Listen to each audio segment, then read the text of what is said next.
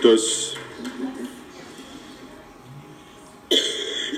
Monsieur le Président, mes chers collègues, ce rapport rappelle que les filières agricoles, viticoles et forestières de nos régions font actuellement face à une série de difficultés majeures.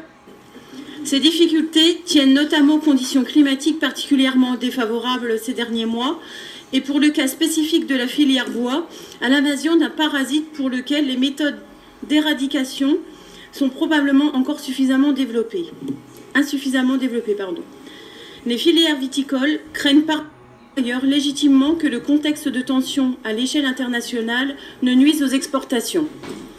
Ce n'est pas une grande surprise de constater que ce rapport omet de souligner le rôle néfaste qui est joué par la PAC, les règles de la concurrence européenne et les traités de libre-échange auxquels notre pays est parti. Ce constat de cette digression ne concerne qu'indirectement notre Assemblée, mais nous nous devons de rappeler que l'avenir de ces filières dépend essentiellement de ces éléments extérieurs.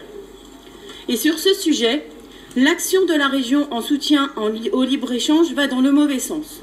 Pour les raisons qui ont été rappelées, il y a lieu d'accorder notre soutien le plus total à ces filières, qui participent activement au façonnement de nos paysages, au maintien de nos traditions et à la constitution de nos ressources alimentaires. Dans cette logique, favoriser l'installation de jeunes agriculteurs, mettre tous les moyens en œuvre pour favoriser la survie de nos exploitations et leur permettre d'assurer au mieux une transition économiquement cohérente vers des pratiques plus respectueuses de notre environnement sont évidemment souhaitables.